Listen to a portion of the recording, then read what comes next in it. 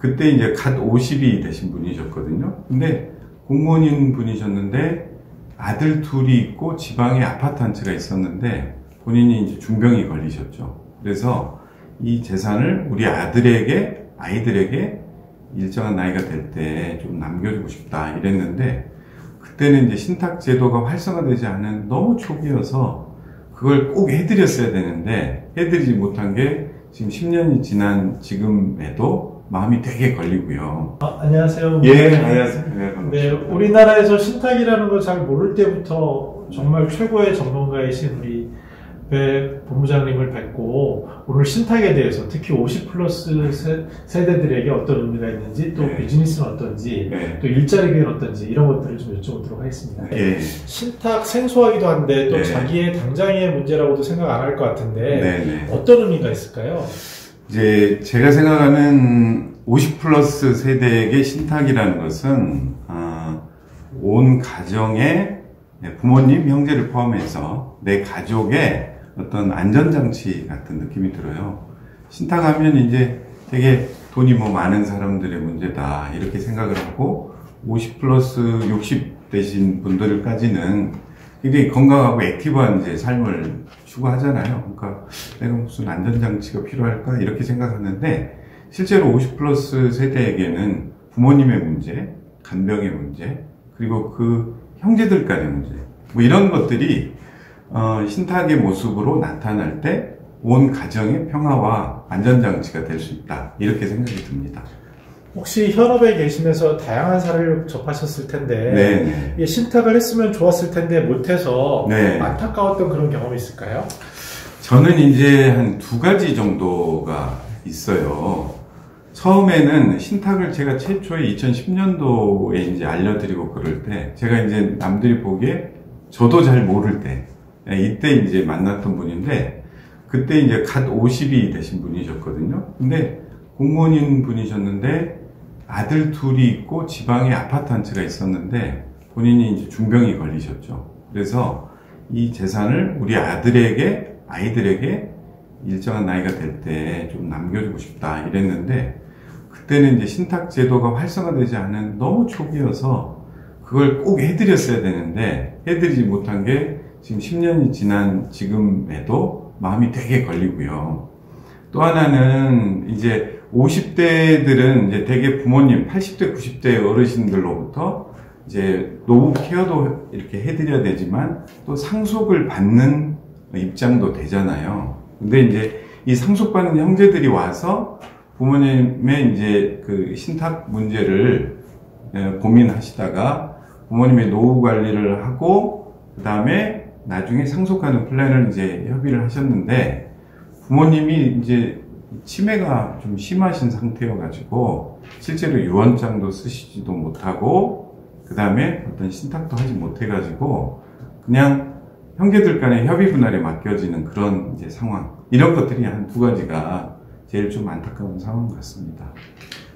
본부장님이 신탁 현업에서 이제 하나에 계실 때부터 쭉 애쓰셨는데, 그럼에도 불구하고 이제 법과 제도는 많이 미흡하게 못 따라오고 있잖아요. 요새 이제 움직임이 있고. 그러면 그런 상황 속에서 어려움이 많으셨을 텐데, 그래도 예전보다는 말씀 주신 그런 사례가 신탁이 도움이 되는 쪽으로 많이 발전이 됐나요?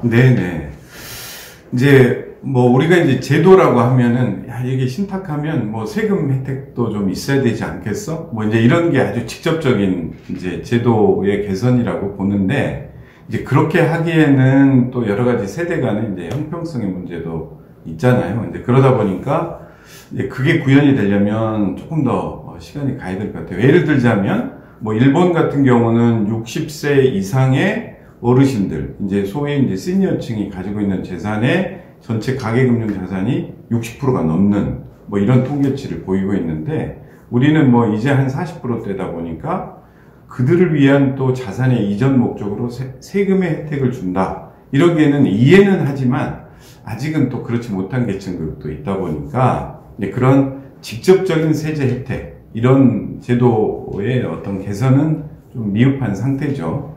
그렇지만 이제 이 신탁이라는 제도가 단순히 돈이 많은 사람들만을 위한 게 아니라, 예를 들어서 아파트 한 채, 뭐 1인 가구, 그 다음에 이제 치매가 오기 직전에 그 어르신들을 위한 안전한 관리 방법들이 많이 이렇게 보편화되면서, 아, 이게 돈이 많은 사람들이 아니라 나도 안전한 노후를 보낼 수 있는 정말 중요한 기반이 되는구나. 이런 생각들이 좀 확산된 게 의미가 있는 것 같습니다.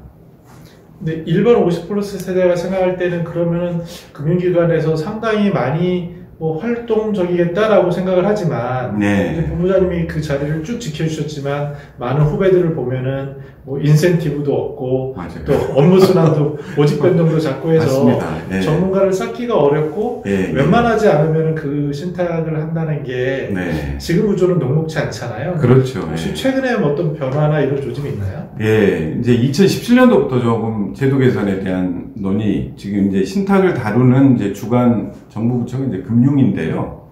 금융위에서 여러 가지 제도 개선에 대한 이야기들을 하고 있어요. 예를 들어서 지금 이제 신탁 제도라는 것은 원래 금융기관만 이제 수탁자 역할을 하는 것은 아니거든요. 원래 영리에서는 그냥 내가 가지고 있는 재산을 뭐 우리 배우자에게 맡겨놓고 내가 사망하면 우리 자녀들 주어라. 뭐 이렇게 이제 우리 소위 패밀리 트러스트, 민사신탁이 더 보편적인 일인데, 아무래도 낯선 제도다 보니까 금융기관이 먼저 이제 시작을 했고, 뭐 제가 이제 처음으로 시작을 하긴 했지만, 이제 아무래도 이제 금융기관 주도로 이렇게 신탁 제도들이 진행이 되다 보니까 여러 가지 이제 장점도 있고 단점도 있었죠. 근데 말씀드린 것처럼 이제 2017년도부터 금융위에서 초고령화 사회를 앞두고 뭔가 이 고령자들을 위한 재산의 안전장치, 그 다음에 가정이 정말 부모가 자녀를 케어해주지 못할 때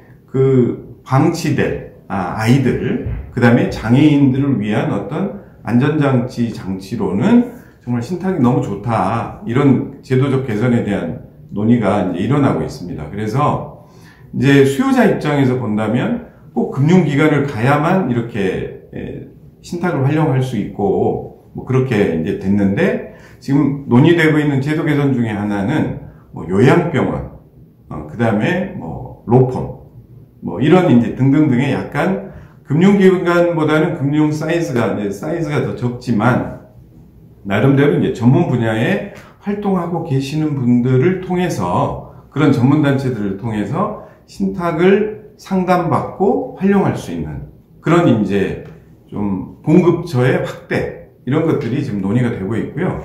아마 이제 그 금융위에서 그런 제도 개선에 대한 내용을 아주 준비를 하고 있는 걸로 알고 있고, 내년이면 조금 많은 변화가 있을 것 같습니다. 네, 특히 이제 법무법인 가온에서 그런 활동을 열심히 하시는 것 같은데, 네. 최근에 기사를 보니까 눈에 띄는 게 이제 사회복지재단, 네. 이제 그 고객들을 가지고 있을 수 있는 네. 그런 또 의료법인 이런 네. 데랑 이제 그 제휴 사업을 하시는 걸 본 기억이 있습니다. 예, 예. 왜 추진하시고 어떻게 전망하시는지요? 예. 저는 이제 그 신탁 2.0의 시대다, 이제 이렇게 저는 좀 제 스스로 명명을 하고 있습니다. 제가 이제 금융기관에 있을 때 신탁을 알리고, 이 신탁 제도가 이렇게 좋아요. 요런 게 이제 제가 일종의 신탁 1.0이어서 다른 금융기관들이나 개인 그 민사신탁이 확대가 됐다면, 이제는 각각 공급자들로 분리되어 있는 이런 기능들이 통합됨으로써 수요자 입장에서는 뭔가 원스톱 신탁 서비스, 원스톱 노후관리 서비스라고 그럴까요? 내 자산관리 서비스를 할 수 있는 어떤 통합적 기능이 있으면 좋겠다라고 생각을 했어요. 예를 들자면 제가 많이 만나는 분들이 1인 가구거든요. 네, 근데 1인 가구는 상속 문제에 봐도 지금 뭐 법 개정이 이제 형제 자매는 유류분에서 권리가 없도록 이렇게 이제 입법화를 추진하는 과정이 있습니다만, 여하튼 그런 분들은 노후에 내가 잘 케어받고 노후에 존엄한 삶을 살고, 그 다음에 내 남은 자산이 사회에 값어치 있게 쓰여지기를 원하는 거거든요. 근데 이제 그러려면은 병원에 대한 케어 문제, 그 다음에 내가 정신적으로 좀 돌봄이 필요한 시기에는 그런 사람들이 한꺼번에 옆에 가족처럼 돌볼 수 있는 그런 사회적 케어 시스템이 이루어졌으면 좋겠다, 이렇게 생각을 하는데, 사실 이제 그분들은 병원에 가서 기부하면서 뭔가 돌봄을 원하지만 또 병원에 가야만 그 케어가 시작이 되거든요. 그 사각지대가 되게 많더라. 그런 걸 제가 좀 느꼈거든요. 그래서 이제 나와서 보니까 그 금융기관, 병원, 예를 들자면 뭐 요양병원 이런 데들이 각각 우리가 최선의 서비스를 제공합니다라고 하는 것 같아요. 저도 그랬던 것 같아요. 근데 이제 조금 시장에서 수요자 중심으로 이들을 바라보니 이 기능들이 뭔가 통합되면 내가 기부도 하면서 그 다음에 케어도 받고 또 이 기부가 생전에 기부를 해야만 하는 게 아니라 사후에 기부하는 플랜들이 이 신탁이라는 끈으로 연결이 되면 생전에 아파트 한 채 있는 분도 기부하면서 병원에서 케어받고 나도 나중에 기부하면 수탁자가 안전하게 정산해주는 이런 방식이 필요하겠다 이런 생각이 들었고요. 제가 요걸 이제 신탁이 2.0 이렇게 생각이 들었고 이제 금융위가 정말 이제 세제라든지 여러 가지 제도적인 개편들이 좋아지면 그게 이제 3.0의 시대가 아닌가 이렇게 좀 제 스스로 단계별로 분류를 하고 있습니다.